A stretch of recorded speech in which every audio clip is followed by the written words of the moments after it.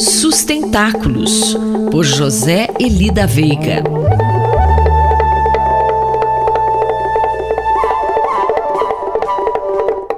Professor José Eli da Veiga, bom dia. O senhor tem um convite a seus ouvintes. Qual é esse convite, professor? Bom dia, Quinto. Bom dia a todos.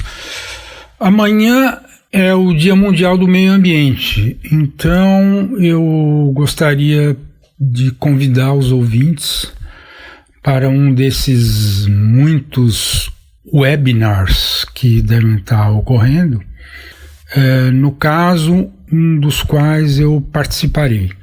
É o promovido pelo CBC, que é o Centro Brasil no Clima, que é coordenado, dirigido pelo Alfredo Sirkis, lá do Rio, que tem toda uma história ligada a essa questão climática, né, de impulsionar medidas que possam ir na direção de uma sustentabilidade e especificamente uma sustentabilidade naquilo que é o mais importante de toda a agenda ambiental, que é a questão climática.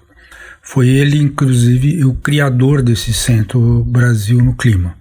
E ele convidou a Marina Grossi, que é do CEBEDS, que é o Conselho Empresarial pela Sustentabilidade. É um órgão mundial que tem sede na Suíça, mas o capítulo brasileiro já existe há muito tempo e é muito ativo, dirigido, portanto, pela Marina Grossi, que será uma das participantes. Depois vai ter um colega meu lá da UFRJ, que é o Carlos Eduardo Yang, pesquisador de longa data dessas questões todas, principalmente daquilo que é a economia ecológica ou economia ambiental, variam aí as preferências. E talvez o mais destacado, que é o Joaquim Levy, um economista que foi presidente do BNDES e chegou a ser ministro, né? Acho que no início do governo Dilma. Então, eu faço esse convite porque imagino que vai ser muito proveitosa essa conversa. E o que o senhor pode nos adiantar sobre esse evento? Olha, é difícil adiantar alguma coisa porque há algum tempo que eu não converso com os 3 colegas que vão estar nesse webinar, né? E eu não sei muito bem o que eles estão pensando. Por exemplo, acho que não falei com nenhum dos 3 desde o início dessa pandemia. Então, imagino que, como a discussão, o tema é reconstruindo a economia mundial pelo verde, por onde começar, então, evidentemente que está implícita aí a ideia de que a reflexão é sobre as eventuais consequências ou repercussões da pandemia sobre uma eventual reconstrução econômica global. O que eu desconfio é que talvez eu esteja com uma visão mais cética do que os outros 3, mas isso eu vou ver amanhã. Isto é, eu tenho a impressão que nesse clima de ultrapolaridade internacional, com o governo Trump e China num tipo de disputa que não é para ver quem será pioneiro da transição energética, a minha tendência é de apostar na possibilidade de que, na verdade, venha uma inovação tecnológica revolucionária preceda as inovações institucionais. Não é sempre que acontece assim, mas eu não estou muito confiante na possibilidade da evolução das inovações institucionais promoverem a transição energética. Não sei se fica bem claro isso. Bom, um abraço e até a próxima semana. Mais informações sobre sustentabilidade estão disponíveis no site sustentáculos.pro.br e na página pessoal do colunista zeeli.pro.br. Eu, Antônio Carlos Quinto, conversei com o professor José Eli da Veiga para a Rádio USP. Sustentáculos, por José Eli da Veiga.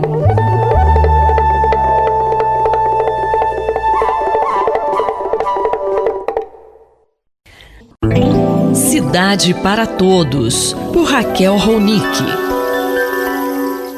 Bom dia, professora Raquel Ronick. Estão em discussão no Congresso alguns projetos relacionados à questão urbana, rede de apoio às cidades, especialmente aquelas que foram afetadas pela pandemia da Covid. A senhora sabe como está o andamento desses projetos? Bom dia, Márcia. Bom dia, ouvintes da Rádio USP. Infelizmente, não temos muitas boas notícias para poder contar aqui para os nossos ouvintes em relação a essa matéria. Nós temos seguido não apenas as iniciativas no Brasil, mas também de outras cidades que tentaram intervir nos mercados residenciais ou na situação habitacional dessas cidades para poder estabelecer medidas de proteção para aqueles que mais pobres, mais diretamente atingidos pelas consequências da pandemia, necessitam de medidas adicionais do Estado para conseguir sobreviver e, sobretudo, para conseguir ficar nas suas casas. Infelizmente, no caso brasileiro, apenas uma lei, que foi o projeto de lei 179, que agora termina a sua tramitação, incorporou a ideia da suspensão de liminares de ações de despejo por falta de pagamento de aluguel, eventualmente, sobretudo. Essas liminares estão suspensas até o dia 30 de outubro. Mas tem muitos projetos de lei que estão tramitando no Congresso que não foram colocados em pauta até agora, que também se refere às reintegrações de posse, às remoções, não jogando as pessoas no meio da rua, no meio da pandemia, que se referem também a questões de prestações dos financiamentos habitacionais e as dificuldades que as pessoas estão tendo de pagar essas prestações, e mesmo uma discussão em relação ao próprio pagamento dos aluguéis. Mas esses projetos de lei não estão sendo pautados. Por outro lado, acaba de entrar no Congresso um projeto de lei, que é o PL 413, para fazer várias mudanças no Estatuto da Cidade, na lei do parcelamento do solo, enfim, na ordem urbanística do país. Professora, e de que trata esse projeto de lei? Ele tem relação com a Covid?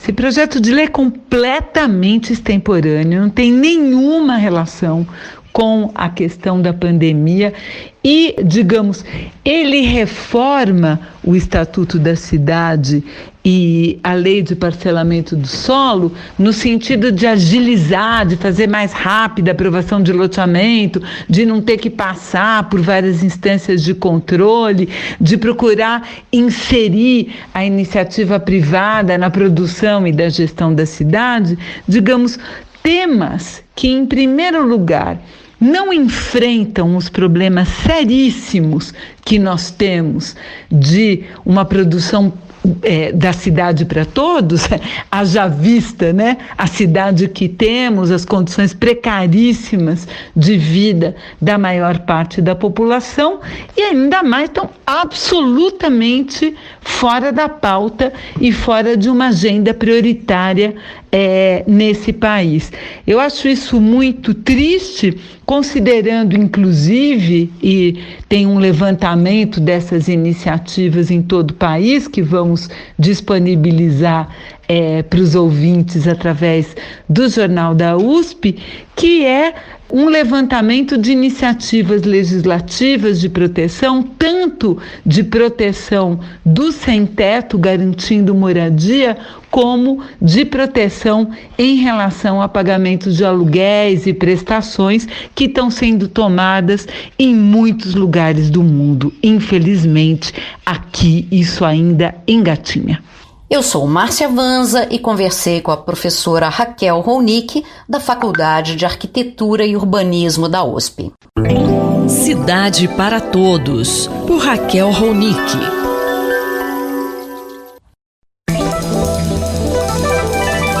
Poder e Contrapoder, por André Singer. Professor André Singer, como o senhor acha que os protestos antirracistas que explodiram nos Estados Unidos podem chegar no Brasil? Olha, de uma certa forma, eles já chegaram, né? No fim de semana passada, nós tivemos aqui em São Paulo, em Curitiba e no Rio de Janeiro, manifestações antirracistas e também, ao mesmo tempo, manifestações pró-democracia, coisa que não vinha ocorrendo desde o estabelecimento da quarentena, né? Em função da pandemia, começou a ocorrer agora depois dessa explosão de protestos nos Estados Unidos. É verdade que talvez, eu já tinha ouvido falar que torcidas de futebol já tivessem começado alguma coisa relacionado à defesa da democracia. Porém, é evidente que esses protestos norte-americanos, nesta era de redes sociais, eles tendem a se multiplicar pelo mundo afora. Nós estamos vendo isso se reproduzir na Europa e em diversos outros lugares. E eu acredito que aqui no Brasil eles vão acabar se confundindo com uma certa energia represada em torno de manifestações contra o governo e pró-democracia, né? Nós temos comentado aqui na Rádio USP repetidas vezes que existe uma marcha autoritária no Brasil e, naturalmente, existe também setores da sociedade que, aliás, são majoritários, contrários a esta inclinação, favoráveis à manutenção da democracia e, claro, também que existe uma tendência a que setores, parcelas, né, desses setores democráticos queiram se manifestar nas ruas. O problema é que a pandemia, com a recomendação de isolamento social por parte da OMS, até certo ponto impedia essas manifestações. Agora, talvez com o relaxamento da quarentena em alguns lugares, isto comece a acontecer também como reflexo do que vem acontecendo nos Estados Unidos e é tão importante para o mundo todo. E como o senhor acha que esses protestos poderão influenciar a situação política, professor? Bem, aqui no Brasil, eu acho que a questão é saber se esses protestos irão crescendo, né? Se eles irão agregando mais e mais setores da população até se transformarem em protestos majoritários, né? É evidente que em nenhum lugar do mundo, sobretudo num país tão grande quanto o Brasil, a população não vai inteira às ruas, né? Nunca é assim. Mas é também visível que há certos movimentos de protesto que vão ganhando uma densidade cada vez maior, vão ganhando um apoio cada vez maior até chegarem a ser algo realmente que pesa na balança das instituições, né? Nós temos sempre mencionado esse aspecto aqui nas nossas conversas na Rádio USP, né, que nós temos o plano institucional, o plano da luta política, que envolve partidos, envolve o legislativo, o executivo, o judiciário, mas nós temos o plano da sociedade, né? E o plano da sociedade, evidentemente, que exerce uma influência também sobre o que acontece nas decisões do Estado. Se protestos chegam a ter um peso, um número grande de adesões, acaba transformando essas adesões em algum efeito institucional. É difícil dizer, fazer uma previsão de algo que está apenas começando, como vai terminar, mas eu diria que começa agora a haver um movimento de rua pró-democracia que pode sim influenciar no sentido de ajudar a conter esta marcha autoritária que está em curso no Brasil. Muito obrigado, professor. Até a semana que vem. Muito obrigado e até a semana que vem. Esse foi o cientista político André Singer, que conversou comigo, Gustavo Xavier. Poder e Contrapoder, por André Singer.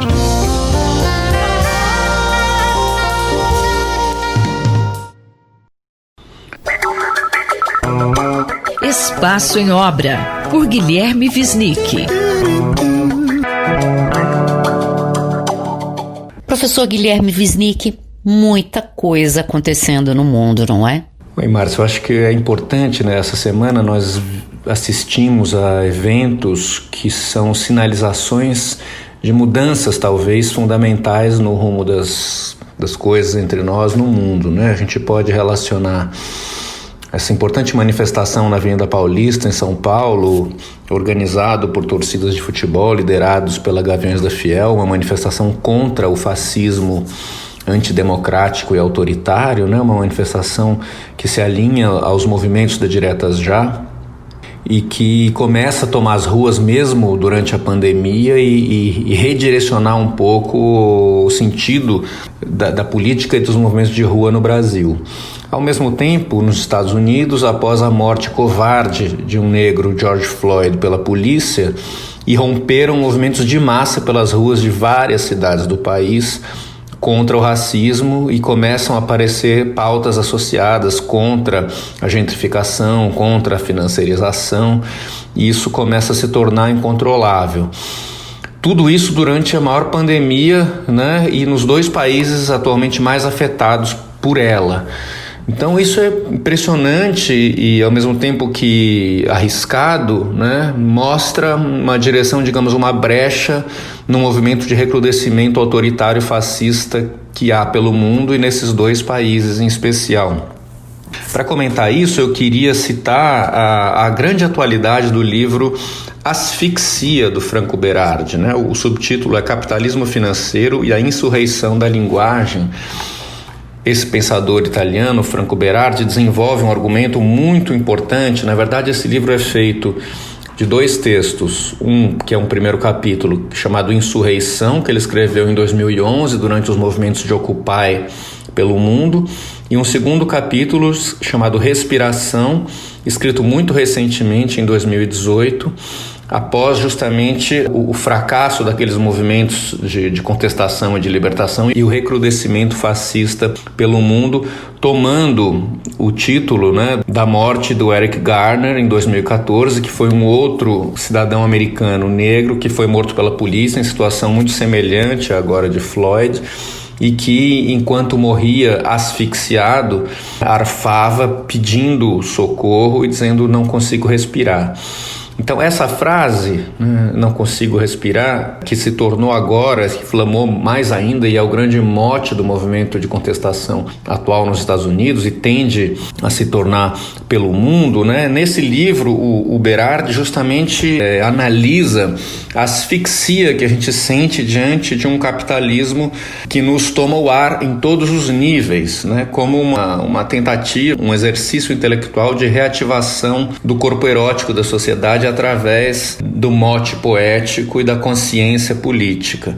Como assim, professor? O senhor pode explicar melhor?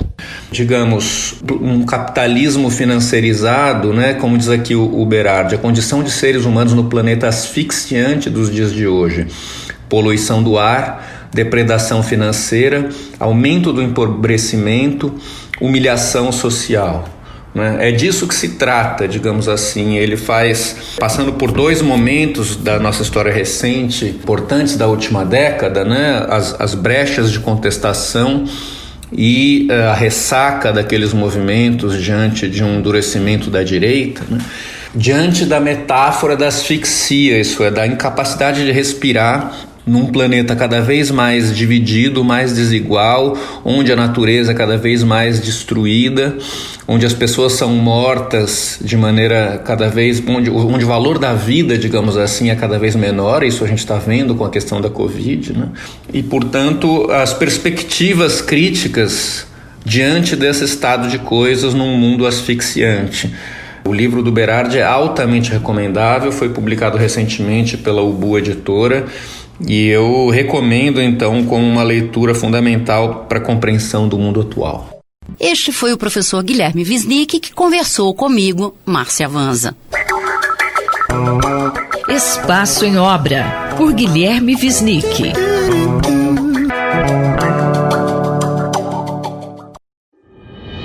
Cotidiano na Metrópole, com o professor Nabil Bonduki. Olá, professor. Os números da letalidade da Covid-19 em São Paulo variam em cada bairro da cidade. Como é que você tem avaliado esses números? Pois é, Denis, o que nós estamos vendo, analisando os dados de maneira mais profunda aqui do município de São Paulo, é que há uma alta concentração de mortos por 100 mil habitantes, ou seja, números relativos, exatamente nos distritos centrais. Embora nos distritos periféricos, como Brasilândia, se falou muito da Brasilândia, Sapopemba, Grajaú, Cidade de Tiradentes, são distritos que apresentam altos números absolutos de mortos, né, superando 200 mortos para cada um desses distritos. Efetivamente é nos distritos mais centrais que nós vamos ter números relativos. Ou seja, por exemplo, no caso do Pari, são 117 mortos para cada 100 mil habitantes, ou seja, mais do que uma pessoa morta para cada 1.000 habitantes. A mesma coisa no Brás, com 113, Santa Cecília com 105, e daí por diante, né? República com 95, Belém com 113. Então são bairros que têm uma alta concentração de cortiço, também tem uma alta concentração de população em situação de rua, e por isso nós vamos ter aí uma grande quantidade de pessoas mortas do ponto de vista relativo. O que nós temos nesses bairros? Nesses bairros nós temos, são aluguéis caros, muito caros, porque são bairros que estão próximos às áreas concentradoras de emprego, contém com muitas edificações, casas, prédios antigos, onde os proprietários subdividem os imóveis em um grande número de unidades habitacionais, que na verdade não são unidades habitacionais, são quartos, às vezes improvisados, às vezes separados por panos. Também aí nós temos as ocupações de prédios ociosos, e é nessas condições que a Covid tem feito o maior número de mortos. E como é que você acha que a cidade vai reagir nessa nova fase de reabertura proposta pelo governo? Pois é, Denis, o problema é o seguinte, o que a gente está vendo hoje, né, aqui essa semana na cidade de São Paulo, é a tentativa de reabertura do comércio, né? A prefeitura está adotando protocolos de reabertura, houve até uma autorização do governo do estado para que isso pudesse acontecer, porque o município de São Paulo foi incluído na chamada Zona Laranja, que pode gradativamente abrir alguns setores de comércio, mas eu vejo com muita preocupação, porque exatamente nesses bairros centrais que nós temos uma grande quantidade de comércios de caráter local, comércios de rua, temos serviços e ao mesmo tempo uma alta concentração de cortiço, de ocupação de população em situação de rua. Então é fundamental que exista protocolos específicos para essa população. Era fundamental que a prefeitura, antes de reabrir o comércio, fizesse uma varredura de testagem nesses cortiços da região central de São Paulo, que pudesse identificar as pessoas que estão contaminadas, isolá-la naquela proposta que eu já fiz aqui outras vezes, de criar vagas de hotéis para que essa população que estivesse contaminada, mas que ainda não tivesse apresentado sintomas da doença, pudesse ficar isolada durante o período de quarentena, porque não há possibilidade num cortiço, numa ocupação, de isolar as famílias. Não adianta falar fique em casa, né? Porque nos cortiços geralmente moram 2, 3, 4 pessoas em um único cômodo, e essas pessoas frequentam, utilizam banheiros comuns com mais 5, 10, 15, 20 famílias concentradas em espaços muito exíguos, corredores estreitos. São também moradias que não têm ventilação, não têm condições sanitárias adequadas, portanto é um lugar de alta contaminação. E se a gente tiver uma reabertura do comércio nessas regiões, nós teremos aí um risco sanitário muito grande, né? Evidentemente, essa solução precisaria definitiva, implicaria em política habitacional, terminar com esses cortiços, construindo habitação social na área central da cidade para abrigar essa população que mora e paga aluguéis muito altos em função de estar próximo aos postos de emprego. Então, uma política específica para essa região precisa ser feita, porque senão nós teremos aí uma ampliação ainda maior do número de mortos numa região que já está hoje bastante afetada. Eu, Denis Pacheco, conversei com o professor Nabil Bonduki para a Rádio USP. Cotidiano na Metrópole, com o professor Nabil Bonduki.